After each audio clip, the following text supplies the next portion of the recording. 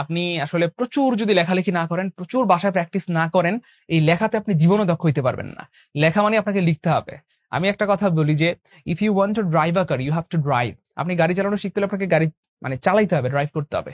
If you want to learn swimming you have to swim. আপনি সাঁতার কাটা শিখতে চাইলে আপনাকে সাঁতার কাটতে হবে। If you want to learn reading you have to read more and more. আপনি যদি রিডিং শিখতে চান, পড়া শিখতে চান, বেশি বেশি পড়তে হবে। And if you want to learn writing you have to write more and more. আপনি যদি লেখা শিখতে চান, আপনাকে বেশি বেশি লিখতে হবে। লেখার বুদ্ধি ভাই শিখিয়ে দিই আপনাদেরকে ছোট্ট করে। সেটা হচ্ছে আমরা প্রথমত ওই পদ্মা ব্রিজ দিয়ে শুরু করে মেট্রো রেল দিয়ে শুরু করি, এই জন্য আমরা মোটিভেশন পাই না, 2-3 দিন পরে হারায় যান। লেখা হয়তো শুরু করেন কিন্তু পরে আর হয় না কন্টিনিউ করা। ভাই বুদ্ধি শিখাই দিই। সর্বপ্রথম ভাই আপনি মাইসেলফ নিয়ে লিখবেন। বুদ্ধি শিখাই দিই, মনে রেখেন প্লিজ। মাইসেলফ সম্পর্কে লিখবেন। আপনি প্রতিদিন লেখার অভ্যাস করবেন। মাইসেলফ সম্পর্কে কেন লিখবেন? কারণ এই পৃথিবীতে আপনি সবচেয়ে বেশি জানেন আপনার নিজের সম্পর্কে। তারপরে আপনি লিখতে পারেন মাই ফ্যামিলি।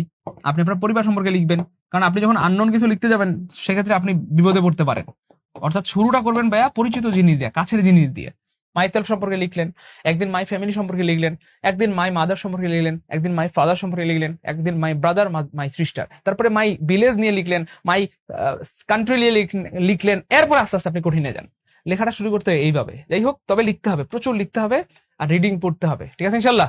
একটা বিষয় মাথায় রাখবেন, আপনি যদি কি বলবো টানা 10 বছরও পড়েন, আপনার ওইভাবে ফায়দা হবে না। ফায়দা হইবে তখনই যখন আপনি হচ্ছে গুছানো ভাবে পড়বেন। আরেকটা বিষয় মাথায় রাখবেন, পৃথিবীর যে কোনো পরীক্ষার জন্য আপনি প্রস্তুতি নেন না কেন, সেটা চাকরি হোক, ভার্সিটি হোক, মেডিকেল, যে কোনো পরীক্ষার জন্য আপনি প্রস্তুতি নেন, আপনার প্রথম প্রধান এবং একমাত্র কাজটা হবে সিলেবাস জানা। প্রথম কাজটা হবে সিলেবাস জানা। আমাদের বেশিরভাগ স্টুডেন্ট অথবা শিক্ষার্থী পরীক্ষায় পাশ করতে পারে না, অনেক বছর পড়াশোনা করেও পরীক্ষায় পাশ করে না। কয়েকটা কারণ। নাম্বার 1 হচ্ছে সিলেবাসটা সঠিকভাবে না জান। আমি বলছি না যে আপনারা একেবারেই জানেন না, সিলেবাস জানেন কিন্তু পরিপূর্ণ জানেন না, অথবা কি বলবো একেবারে পরিমার্জিত যে সিলেবাস সেটা সম্পর্কে জানেন না, অথবা আপডেট সিলেবাস সম্পর্কে আপনাদের অনেকের ধারণা থাকে না। তো মনে রাখবেন, সিলেবাস না জানলে আপনি যতই পড়াশোনা করেন চান্দু, আপনার কিন্তু চাকরি হবে না। এই জন্য আমি আবার বলছি, আপনি বিসিএস দেন, প্রাইমারি দেন, নিবন্ধন দেন, 10 থেকে 20 মার্কের যে কোনো পরীক্ষা দেন, তাতে নিয়ে আমার তা নিয়ে আমার কোনো আপত্তি নাই। কিন্তু প্রথম এবং প্রধান কাজটা হবে, 1 নম্বর কাজটা হবে আপনার সিলেবাসটা জানা, অথবা সিলেবাসটা আপনাকে জানতে হবে। যখন আপনি সিলেবাসটা জানবেন, তো যেই লাভটা আপনার হবে প্রিয় ভাই বোন আমার, ওই সিলেবাস অনুযায়ী আপনি আপনার পড়াশোনাটা কমপ্লিট করতে পারবেন। তো যাই হোক, প্রথম কাজ হচ্ছে সিলেবাস জানা, আর 2 নম্বর কাজ হচ্ছে সিলেবাসটা শেষ করতে হবে। যে কোনো ভাবেই হোক সিলেবাসটা কি করতে হবে প্রিয় ভাই বোন আমার, শেষ করতে হবে। সিলেবাসটা কি করতে হবে?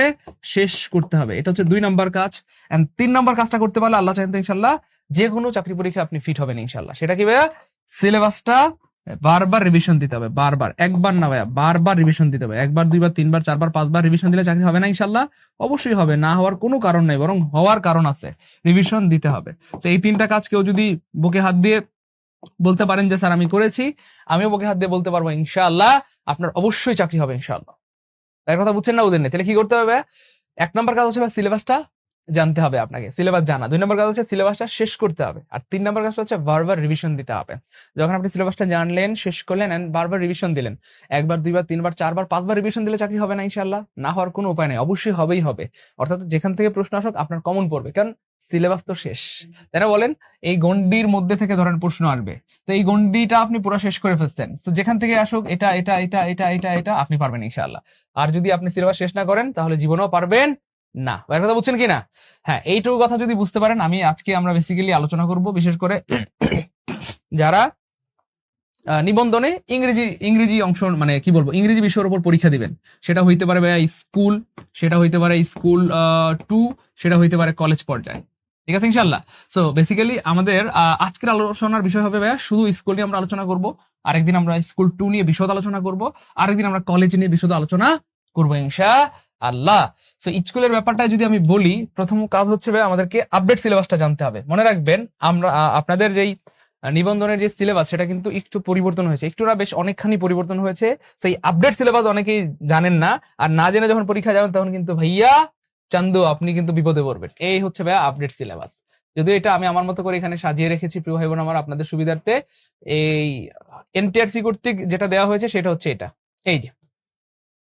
তো মনে রাখবেন, নতুন সিলেবাসে গ্রামারের উপর 20 মার্কস থাকবে বা 20 মার্কস থাকবে। কেমন? গ্রামারের উপর থাকবে কত মার্কস ভাইয়া? 20 মার্কস। কি কি থাকবে এখানটাতে? Preposition, subject verb agreement, sentence, direct indirect speech মানে narration, correction, article, preposition, verb, subject verb agreement, punctuation, phrase, idiom, completing sentence, modal auxiliary verb. মজার ব্যাপার হচ্ছে ওই যে প্রিলিতে আমরা যে বিষয়গুলো পড়েছিলাম এখানে সেই বিষয়গুলো আবার রিপিট হবে। দেখেন আমরা কিন্তু প্রিলিতে প্রিপোজিশন পড়েছি, সাবজেক্ট ভার্ব এগ্রিমেন্ট পড়েছি বা পড়াচ্ছি আপনাদেরকে, সিম্পল কমপ্লেক্স কম্পাউন্ড, অথবা টাইপস অফ যে সেন্টেন্স, ন্যারেশন, তারপরে sentence correction, phrase idiom, complete sentence, এগুলো কিন্তু আমরা আমাদের প্রিলিতে আল্লাহর রহমতে কভার করে থাকি আলহামদুলিল্লাহ। এবং সেম জিনিসগুলো কিন্তু আপনার রিটেনে অর্থাৎ লিখিত পরীক্ষায়ও আপনাকে পড়তে হবে। তো প্রিলি এবং লিখিতের মধ্যে পার্থক্য একটাই, প্রিলিতে হচ্ছে ভাইয়া আপনার চারটা কি বলবো বৃত্ত ভরাট করতে হবে।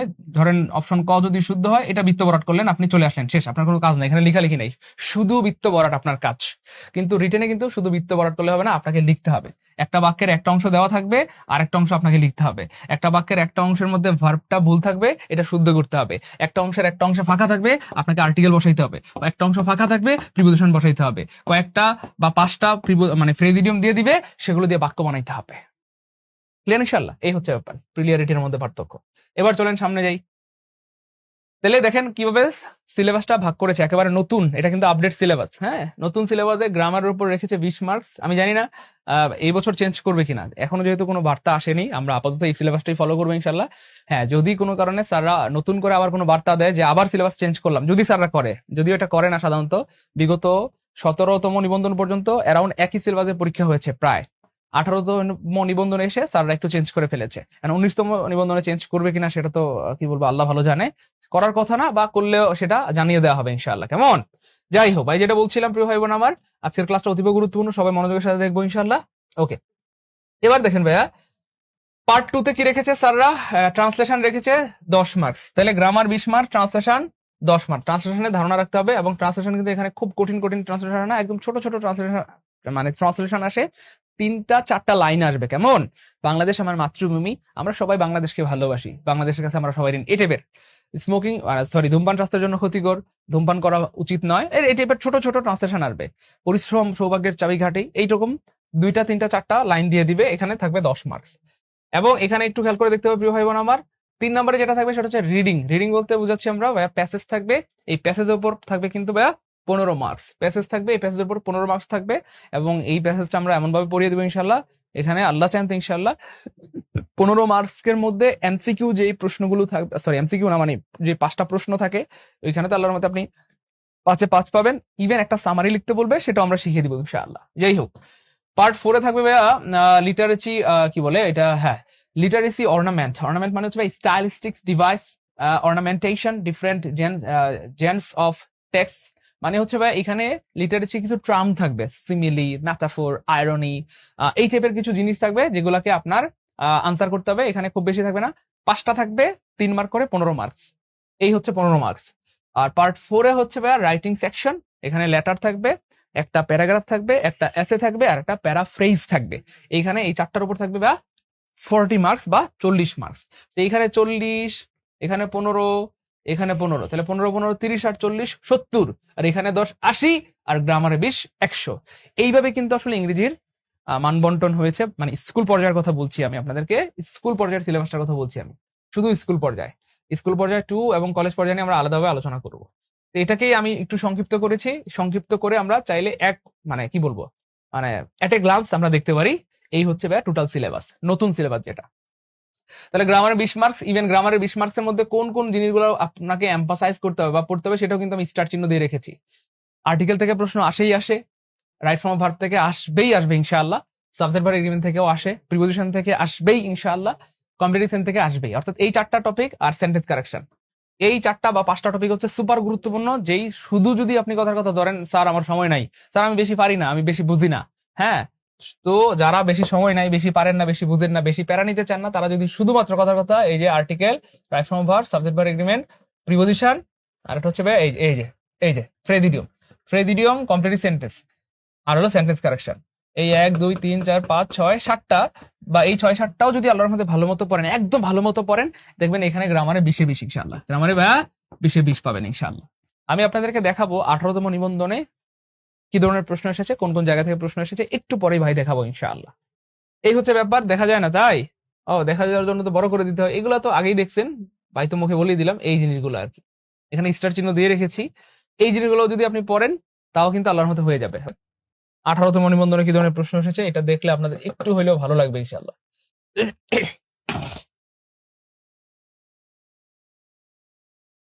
দেখা যায় নাকি? একটু ভাইকে বলবেন নাকি দেখা যায়? এই হচ্ছে ভাইয়া পার্ট 1 গ্রামার। আমরা যেমনটা বলেছিলাম এটা কিন্তু নতুন সিলেবাস মানে অনুযায়ী পরীক্ষাটা হয়েছে 18তম নিবন্ধনে। দেখতেই পাচ্ছেন পার্ট 1 এ গ্রামার দিয়েছে। যেখানে যেটা আমরা একটু আগে দেখিয়েছিলাম। একটু মনোযোগের সাথে যদি খেয়াল করেন, প্রথমত কি এসেছে? Use the right form of verb. ভাই আপনাদেরকে বলেছিলাম যে রাইট ফর্ম অফ ভার্ব থেকে আসবেই আসবে। প্রমাণিত। সো রাইট ফ্রম ভার্ব থেকে এসেছে এবং আপনারা শুনলে খুশি হবেন আল্লাহর রহমতে আলহামদুলিল্লাহ। ভাই যা পড়াইছি হুবহু কমন দেখেন রাইট ফ্রম ভার্ব থেকে। এবং মজার ব্যাপার হচ্ছে এগুলো আমি ফ্রি ক্লাসে অনেকবার পড়াইছি, এমন না যে এগুলার কি বলবো পেড ক্লাসে তো পড়ানো হয়েছে আলহামদুলিল্লাহ, ফ্রি ক্লাসেও কিন্তু অনেকবার পড়ানো হয়েছে। দেখেন ভাই এটা জীবনে কতবার বলছি, হোয়াইল থাকলে হোয়াইলের যে কোনো এক পাশে কন্টিনিউয়াস হবেই হবে। তাহলে এই পাশে কন্টিনিউয়াস নাই মানে এখানে কন্টিনিউয়াস হবে। তার মানে যেহেতু এখানে পাস্ট টেন্স আছে তাহলে এখানে কি হবে? While I was walking. আমি জাস্ট একটা দুইটা সলভ করে দেখাই দিচ্ছি আপনাদেরকে যে আসলে কি ধরনের প্রশ্ন এসেছে। আপনারা অনেকেই ভয়ের মধ্যে থাকেন, ভয় পাওয়ার কোনো কারণ নাই প্রিয় ভাই বোন আমার। আপনি যদি দম ধরে একটু ভালো মতো পড়াশোনা করেন, বিশ্বাস করেন আপনাকে দিয়ে হবেই হবে ইনশাআল্লাহ। কিন্তু আমাদের তো ধৈর্য থাকে না, এলো সমস্যা। যেমন আজকে লাইভে কিন্তু অনেক স্টুডেন্ট থাকার কথা ছিল, কিন্তু অনেকে কিন্তু আজকে নাই, ধৈর্য নাই, ধৈর্য থাকতে হবে। তাহলে দেখেন এই যে while I was walking in the field I saw him running. আমি মাঠ দিয়ে হাঁটার সময় তাকে দেখলাম দৌড়াইতে। হয়ে গেছে। তারপরে দেখেন everybody third person singular number থাকলে ভার্বের সাথে এস বাই এস যুক্ত হয়। জাস্ট এখানে একটা ইয়েস লাগাই দিলে হয়ে গেল। Everybody wishes to be happy, প্রত্যেকে সুখী হইতে চায়।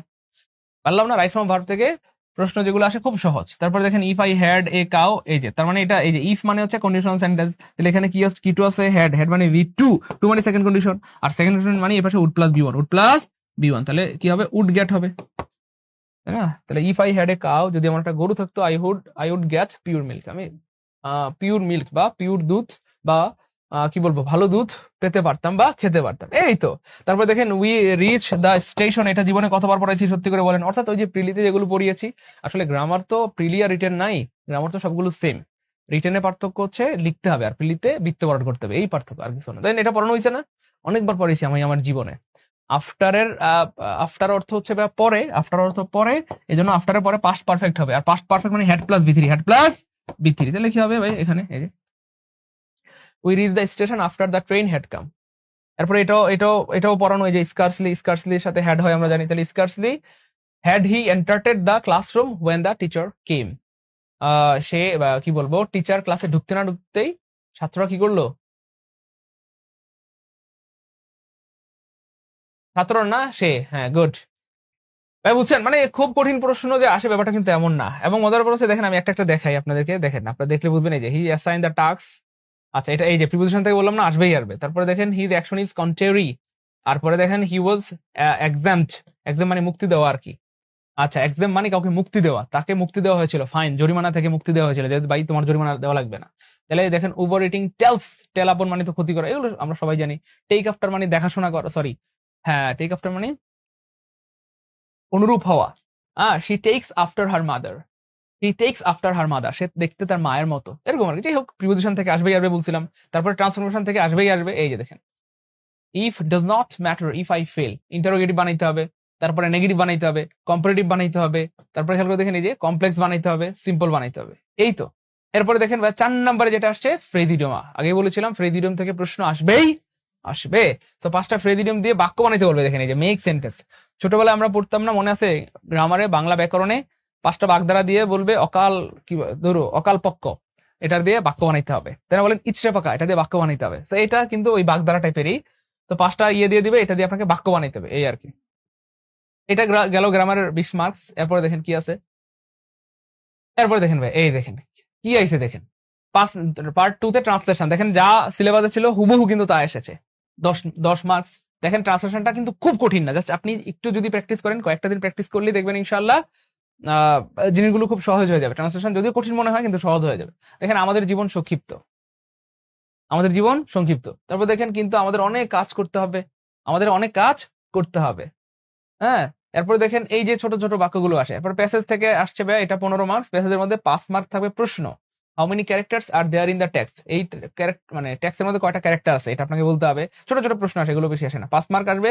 তারপরে এখানে খেয়াল করে দেখেন ভাইয়া এইখানে 5টা প্রশ্ন থাকবে যেটার উপর থাকবে 10 মার্ক।